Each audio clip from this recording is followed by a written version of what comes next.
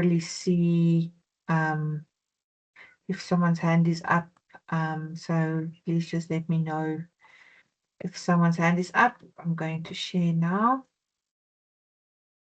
Hi, Robin. Hi there.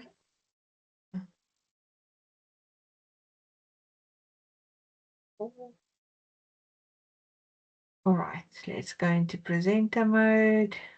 Okay, awesome.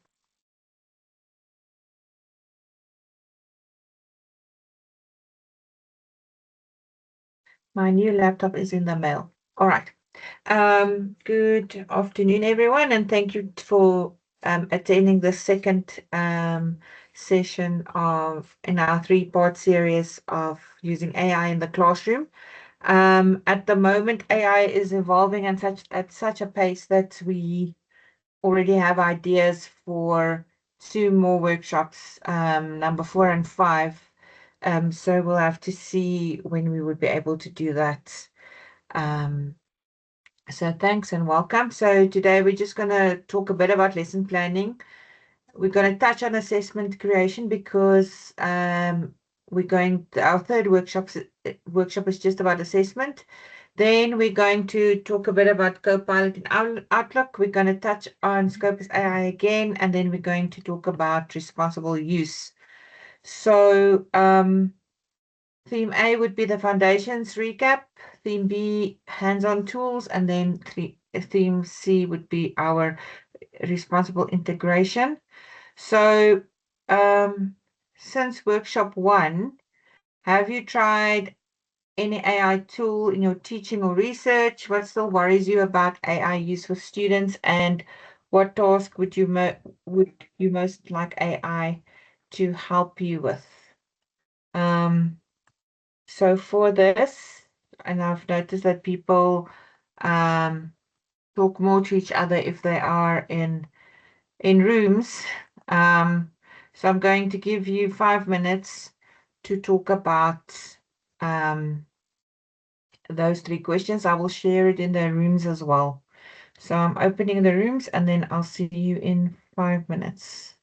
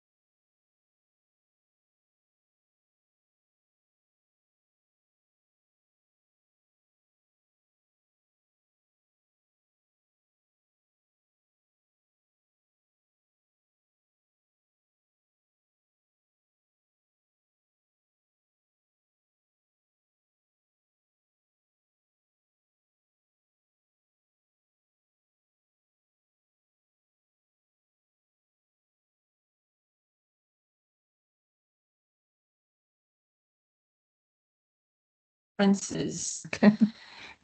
Welcome back, everyone. Welcome back. Welcome back. That's cool.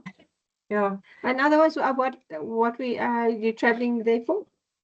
Just conferences. Yeah, sorry, Robin and I were quickly catching up at the end. Oh, No. okay. Sorry. So yeah, I'll speak to Robs later. Okay, cool. So anyone that would like to share some feedback around where are you now? And where do you think you're headed?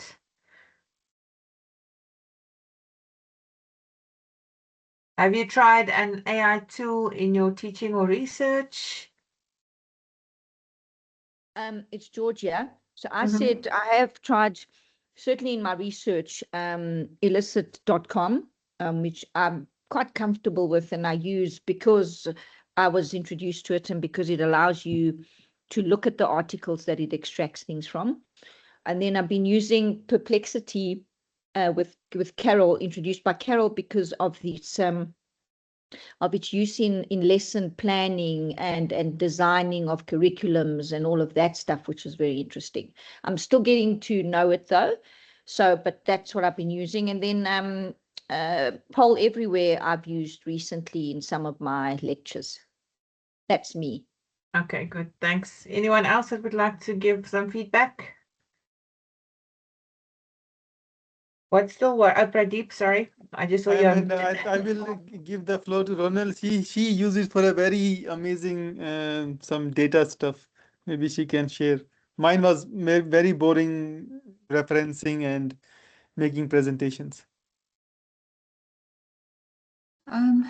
Amanda, it's so I tend to use Copilot on Microsoft, and recently I needed to, on a data set, I think I shared with you last time as well, I needed to change columns that were averages, or that was continuous data. I needed to create columns where I have categorical, like pass and fail status. And I was contemplating, because it was, I was just imagining the workload related to all the columns that I needed to make. And then I thought, well, let me just see what Copilot could do. And I put in prompts, and then it added columns with the categorical data. So I did screen, I did export and then screen it as well. But it was really quickly something that would have taken me, quite a number of hours to do. It did in a matter of seconds. So that was very helpful. Thanks. And did you find a lot of errors or? No. Not with the categorical one. No. Okay, that's good to hear. Anyone else with feedback before we carry on? Okay, I'm going to share my screen again. It seems like my second screen port broke now, so it's so I won't see if anyone puts up their hand or anything. So today I want to introduce you to the Critical AI Literacy Framework. This is very interesting. Sorry, according to my computer, my external screen is broken, but now it's working if I share my screen. Apologies, I'm really sorry about this. Let me just stop sharing and reshare again. And now it's doing it again. I'm sorry, I'm really struggling with this laptop, but my new one is in the mail. And I did a workshop this morning and nothing was wrong. So I'm not going to go into presenter no mode. When you guys are in a breakout room, I'll sort this out. So critical AI literacy is a lens that we can apply to every tool and every task. So this is a framework. I've sent readings in the chat, but I will also share it via email with you. So basically it is around conceptual clarity, cut through the hype, pattern prediction, critical thinking, ask how and why outputs were generated, decoloniality, which is an interesting way to think about it, whose knowledge is centered, is it adapted to African context, and then respect the expertise. So AI generates text, humans produce knowledge, and then slow science, resist speed, iterate, critique before you accept. So what I've just summarized now is actually a whole 30-minute discussion around this. So please read the documentation about the critical AI literacy framework. It's still being adapted as AI keeps on evolving. But I think the critical thinking part is quite important for today, especially since we're talking about lesson planning specifically. To ask ourselves, but also to ask our students why and how outputs were generated, and also to find the gaps. Let's see. Okay, so I just wanted to give you an example of, we're going to experiment now with Copilot a bit, but this is both of these images were created in Copilot. So this is the difference that the two that prompting makes. There's a whole debate also around prompt engineering. I've sent you an article about that as well. But the first image, I basically said, this is the scale framework, and please create something for me about it. And then in the second image that's more detailed, I uploaded an article about scale literacy into it, and then I asked it to create a prompt for me, and then from there create an infographic. So this is how AI is also being trained, and how the better you prompt, the better the images is. So I was at a workshop last week with someone, and this guy is just awesome with prompt engineering, specifically for images. And everybody thinks he's prompting and creating images with high paid apps, but he actually uses free apps. He just understands how to prompt. So this is an example of that. And then I don't know who of you have used Copilot in Outlook before. Okay. Robin, can you tell us a bit about how you use it? Okay, yeah. So for me, the one thing I quite like about it is if I want to do an image, so either for my lectures or for publications, to give me ideas as to, for example, how to do a graphical abstract, or if I want to have a boring table, instead of having a boring table, just to put it into a nice image for a publication. So that's really what I've been using it for, and of course to correct my English. Yeah. Okay, but have you used it in your Outlook before, in your mails? In my mail itself, I just use the little icon on the left-hand side of that appears in Outlook. Okay. But not, I don't know how to do it. If you're saying if there's an app within the email function, I don't know about that one. Okay, so let me just share my email. So over here is that little icon that says Copilot, and then there is stuff that says summarize this email, summarize and reply to the specific email, or what are the main takeaways from this email. I don't know if anyone has seen this, but also for me, what I use it a lot for is I always forget when last I emailed someone something or whatever else. So I would say, when last did I receive an email from Pradeep? I don't think Pradeep has emailed me this week. Sorry, Pradeep, I wrote your name with a small letter. So now it's looking for all the emails from Pradeep. Okay, so here it is. So here's my most recent one. So the last one was around this research day, blah, blah, blah.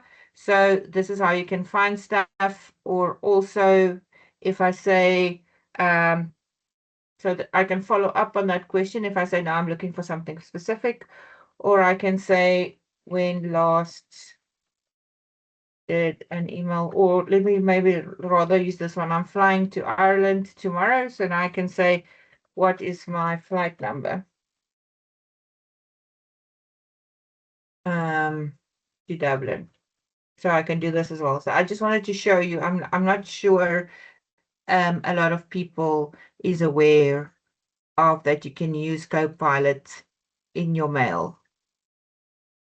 So there's my booking confirmation for my flight tomorrow, for example. So has anyone used Copilot in your emails? No, As of to yet? be quite Not honest, I need yet. to upgrade mine still. No. Yeah, it works better in the online version, but also sometimes you can also set it up to look at student responses. So you can kind of say how many students is asking this specific question or that specific question. So you can find stuff also in your emails. And then, which I haven't ventured to, is you can also ask it like how many students asked when is the test, and then it will tell you, and then you can kind of automate a response to them to say the test is tomorrow or whatever else is the case. I haven't ventured into that yet, but that's just something that you can do that people are sometimes not aware of. And then the other tool I wanted to show you was just in Copilot, which I also think some people are not aware of the specific tool, especially with lesson design. So if you click, they call this a waffle. The app launcher, they call it a waffle. If you click on the waffle and you click on create, then you can create images. I don't know how many of you are aware of this. So you can create an image, create a video, create design an infographic, or create a story. So what I did with the first infographic was I just said create an image about I'm just going to make something up now, AI in higher ed. And then I say create. It does take some time. So then it will create this image for, yeah, it's been doing this now since 10 o'clock. I'm not sure what's wrong. And also if I upload documents, because I wanted to demo how to upload documents to Copilot and then do stuff with it, but it's been doing this. I have logged a call with our IT. I don't know what's going on. But long story short, it will generate your image. But what I do is, because I'm not very good with prompting of images, I'll go to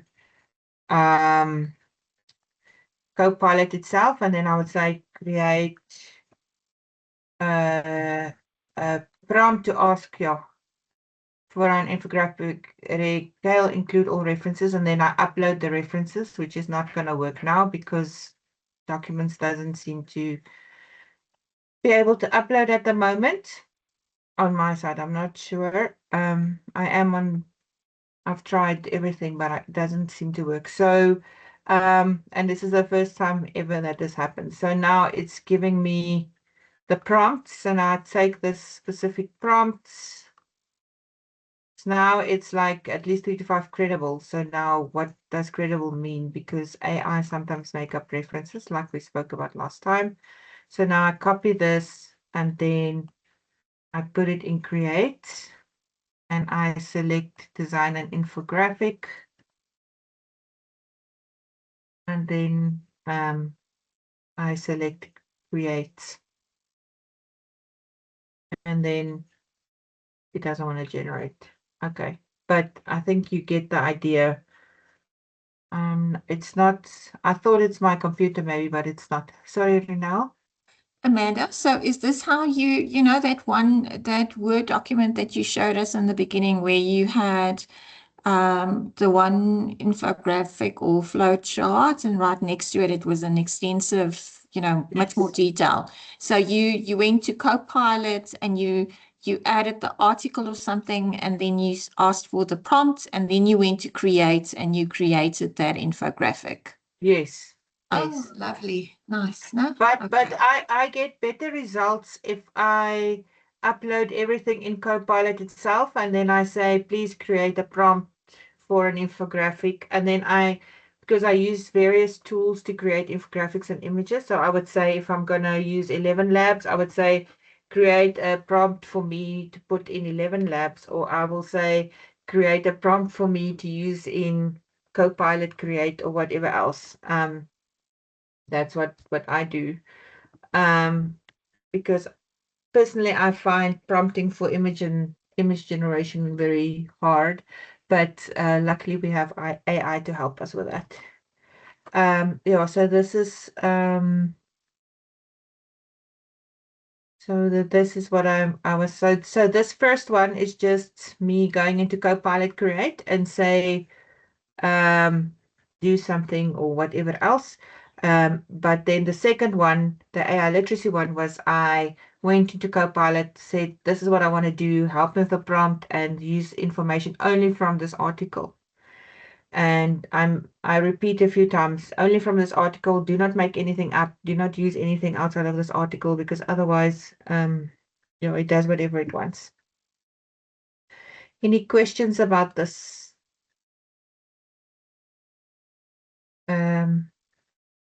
So you can draft and reply. I haven't ventured into that. I don't know if I trust Copilot enough to do this, because to automate it. Meeting prep, you can ask it to coach you. So you can ask it to look at the tone of your emails and then to help you to maybe change the way you communicate. And then you can also search and summarize, which is what I've demonstrated. So this saves a lot of time. So I would want to ask you to maybe try it out on your own. Just go to your mail, prompt Copilot in your mail, and then maybe see if you can find it, and then refine it, and then compare. So always, that's why we call it prompt engineering, is because you keep on refining it and you keep on bringing the human in the loop, and then reflect on it. So use CALE to reflect on it. So CALE is the conceptual clarity, critical thinking, decoloniality, respecting expertise, and slow science. I'm going to give you 5 minutes to do this. Do you want to do it individually, or do you want to do it in a group? How do you feel? Pradeep? Sorry, Amanda, I had to leave for that PhD protocol assessment meetings. I will see if I can join later on. I don't know if the meeting will still be on, but I sincerely apologize. I need to go to PVT now, actually. Okay, good. All right. And I see Robin also needs to leave. Yeah, sorry for that. It only was confirmed last week. It's not like we didn't plan it. We did plan it. Yeah, okay. Sorry for that. Maybe can I then do you want me to go through all the slides and then we can do maybe the exercises later after you've left? I don't know, because the next thing I wanted to show you was the AI assisted lesson plans and feedback, and just how that all works, and then also the responsible and transparent use. So just to say how you can communicate with your students around that. So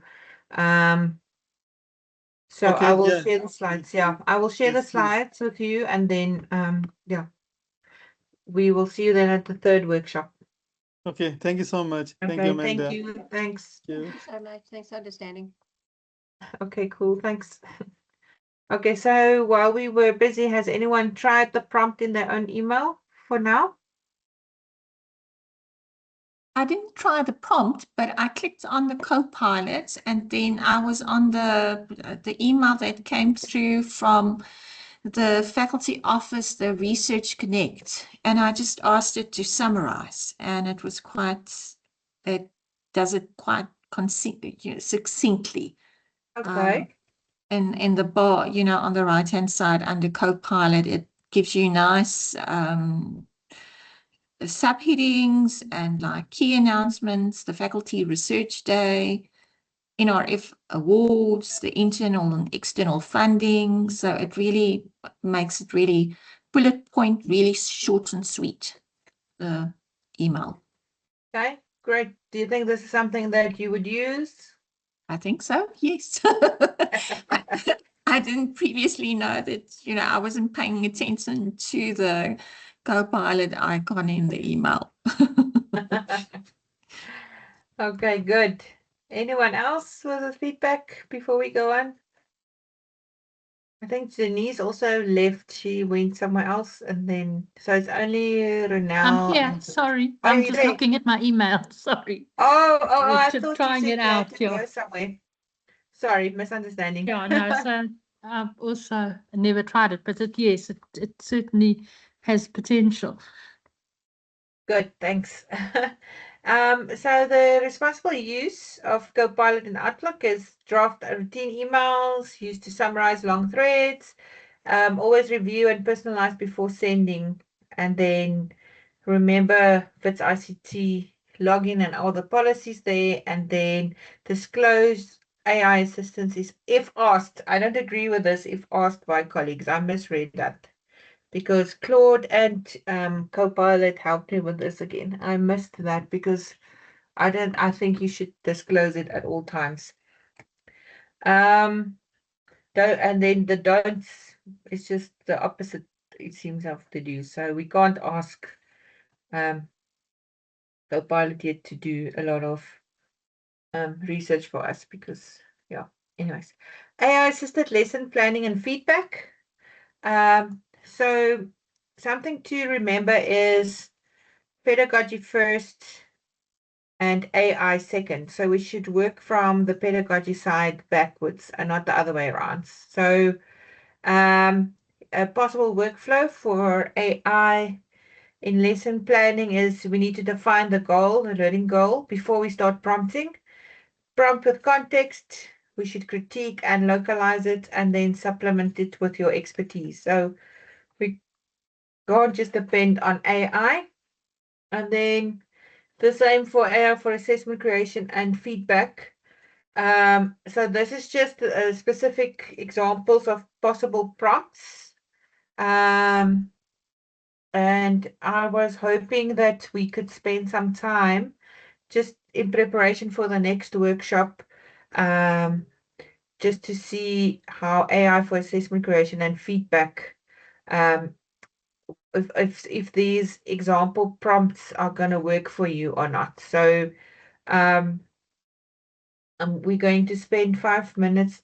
I think 5 minutes might be too little. So we're going to spend 10 minutes on this. So you can use any AI tool of your choice, and then just prompt it and then see if the Cal check works for the specific prompts.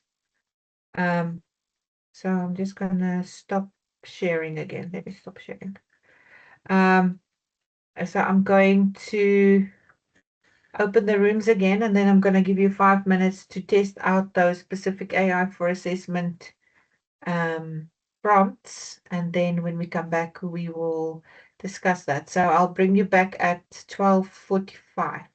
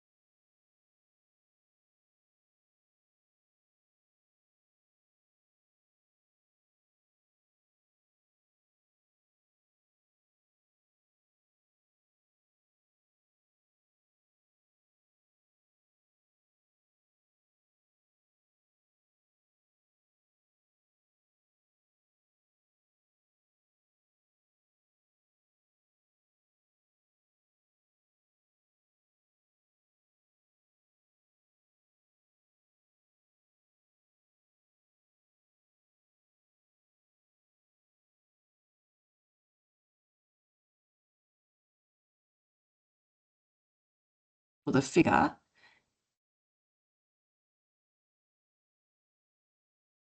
But Welcome back, everyone.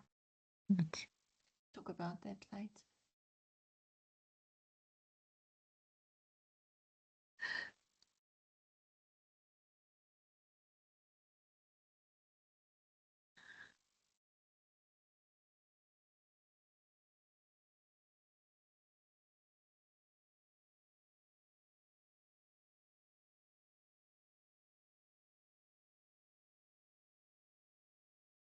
You muted Amanda?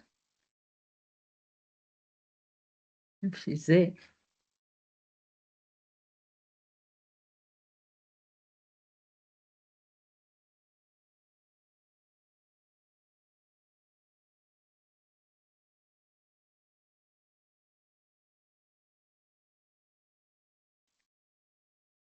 Apologies for that.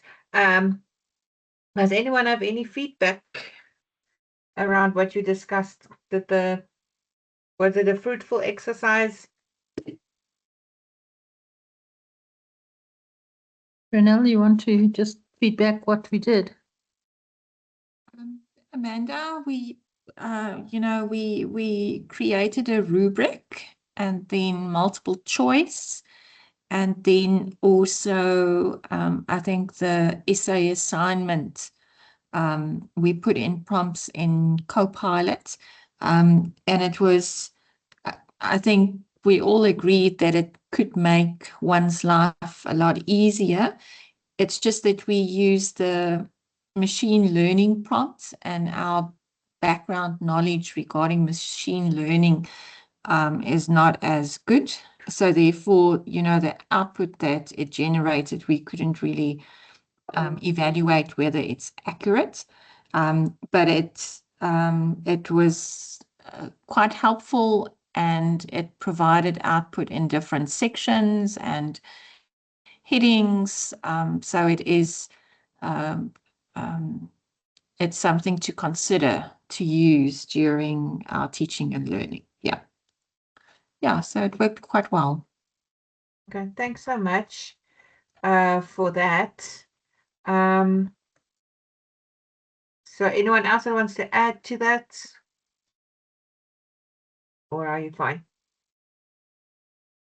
All right, so for our last activity for now is so that we can do the pedagogy first in action.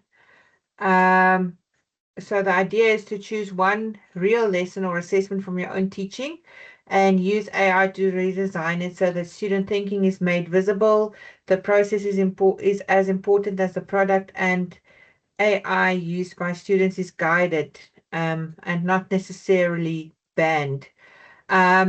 So there's a lot of literature coming out now around the importance of the process as well. And there's also a lot of debates around if a student has used AI, or what do you mark, what don't you mark, and all around that. We're going to discuss that in the responsible and transparent use of AI. So I'm going to open the rooms again now. And then as a group, you can see if you can follow the process of doing the prompt lock and then redesign your brief and then use Kale to critique and then give it a human upgrade. So as I said, this will be our last activity for now. I think we'll finish at about 1:30 because there isn't a lot of people. So I added a lot of time for feedback and so forth. So I'm opening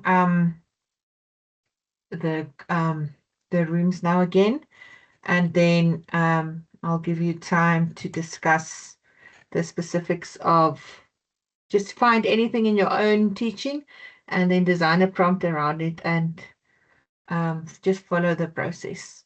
So see you in 15 minutes.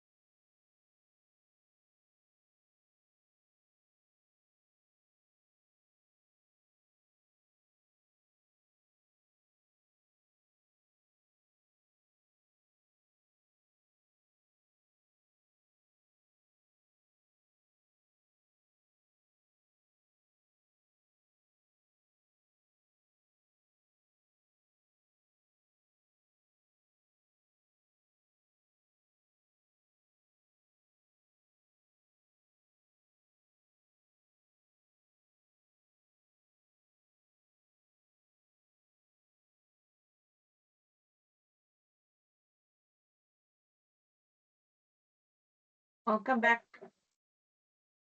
Yes. Thank you.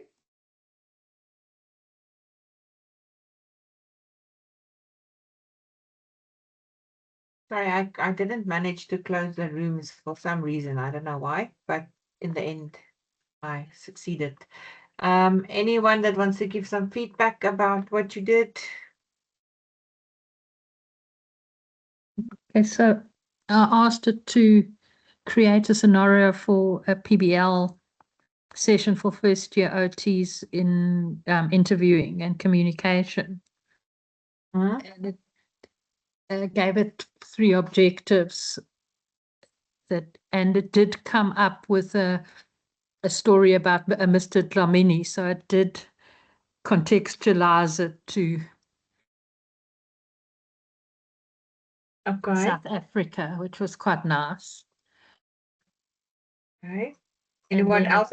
Yes, sorry. And then it gave you the little story about him, the noisy clinic and not having privacy and what questions were incorrect. And then it gave a whole lot of prompts for the triggers of the actual PBL. Okay. it So was were you quite nice. satisfied? Were you satisfied? Yeah, I'm sure. I'm sure it could give more detail if I was better at prompting, and I didn't ask it. I couldn't remember what your phrases you used. Not to make anything up, and I kind of just said don't make anything up and only use the documents provided. okay. Anyone Yeah, else? I mean, it Yeah. certainly gives you a very good start, and you probably need some refinement, but it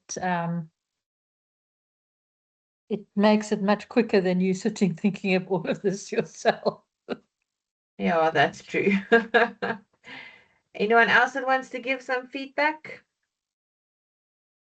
So I asked it for a first year exercise science, Bachelor of Health Sciences, to give me a lesson with the objective of exploring the cardiorespiratory responses to an acute bout of exercise. I gave it an article, and then what I did like is it actually came up with I also asked it to give me a lesson activity that I could use in the lesson. So it came up with an actual, quite a cool a laboratory, an exercise laboratory. It gave you the equipment, what you would need to do, really nicely set up. That I was quite impressed with. Okay, good, thanks. Ronelle, do you want to share or are you fine?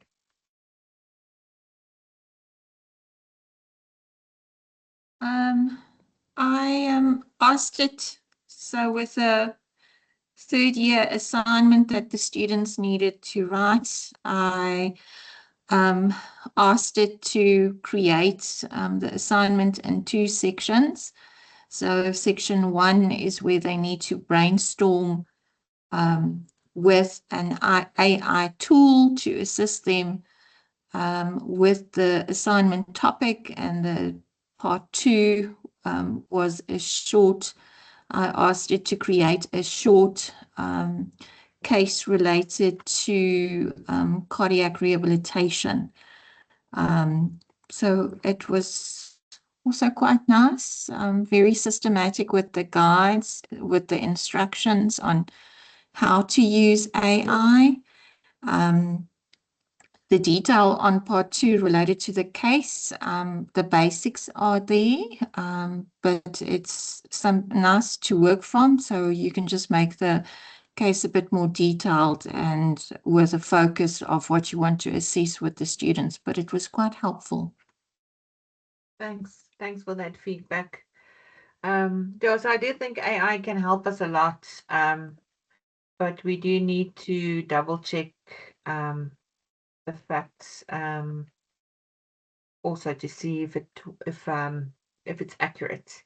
So theme C is responsible and transparent use of AI. So this is a few suggestions from literature.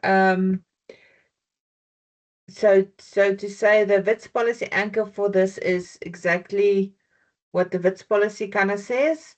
Be explicit in your course guide, model the behavior yourself, teach them to critique, not just use, and then address the equity issue directly. So equity in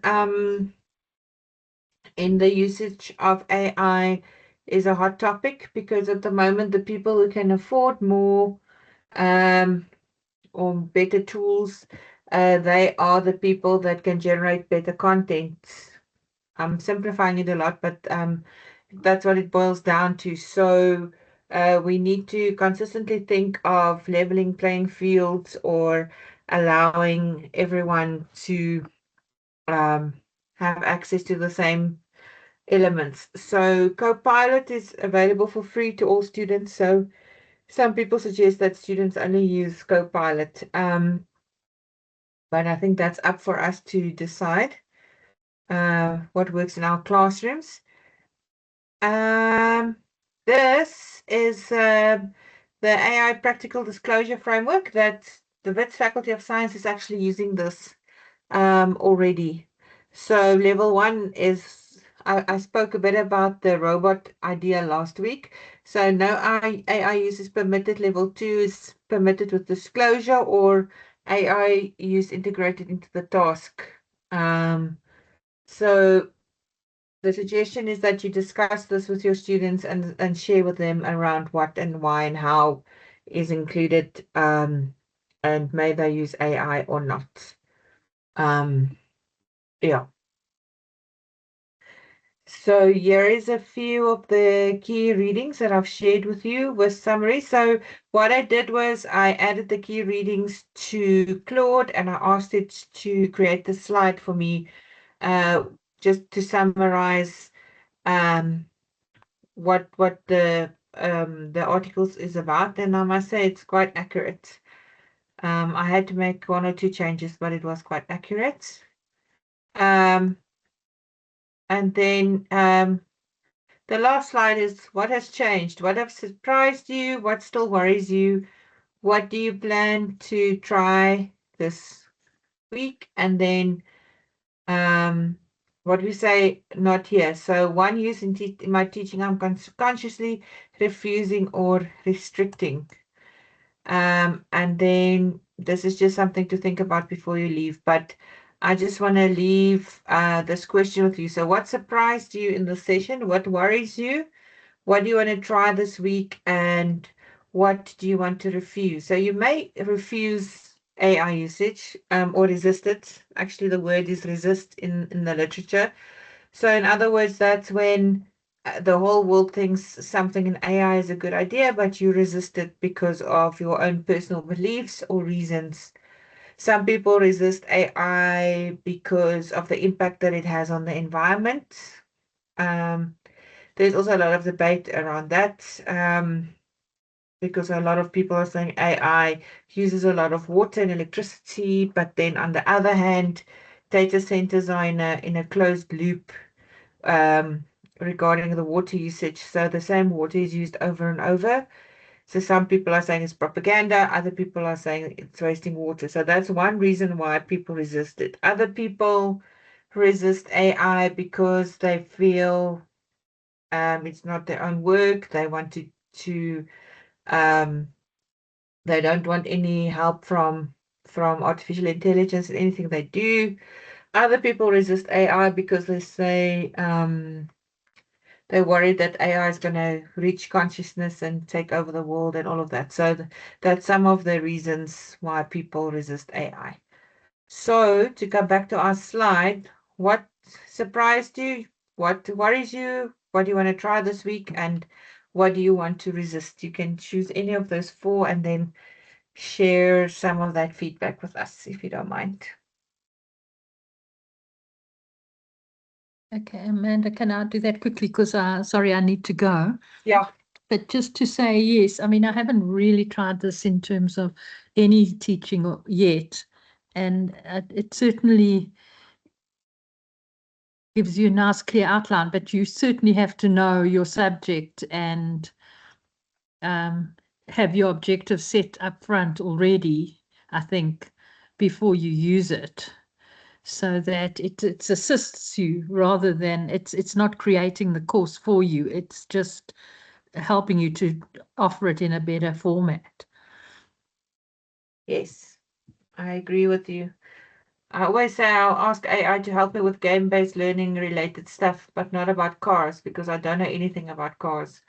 And it's going to take me too much time just to figure out what is hallucinations and what is correct. So I'll rather just write about cars from scratch. Anyone else with some ideas or key takeaways before we leave? Amanda, I think you know that you indicated that you use Copilot to create the prompt that you then use in Create. You know, the infographic. I think that is something that I will take away. And then also what Robin said about the graphical abstract, I think would be quite nice as well, that I'll play around with. Yes, thank you. But I agree with what Denise said as well. I think I align more with what she also said. Yes, thanks. Thanks. Any closing parting words from you, Georgie? I think for me, it made it clear again that it's really it's really an assistance. You still have to do a lot of thinking, a lot of looking into, you know, you still have to analyze things. So yes, it does things a lot faster in giving you a framework. But what I did like is the fact that you know, it's nice that you can put the articles in. That I'm going to take away with me. Put the articles in that's required, and then I think that makes it a lot more for me comfortable and a lot more plausible. So yeah, but it was good. I learned things today, at least 3 things. Yeah. Thanks so much for sharing Thank that. you. Yeah, I do for some reason, and people are talking about it and asking about it. For some reason, I tend to hallucinate or make up references. And also when it's asked to read a specific article, it will still sometimes add stuff or remove stuff, even though you explicitly tell it not to do so.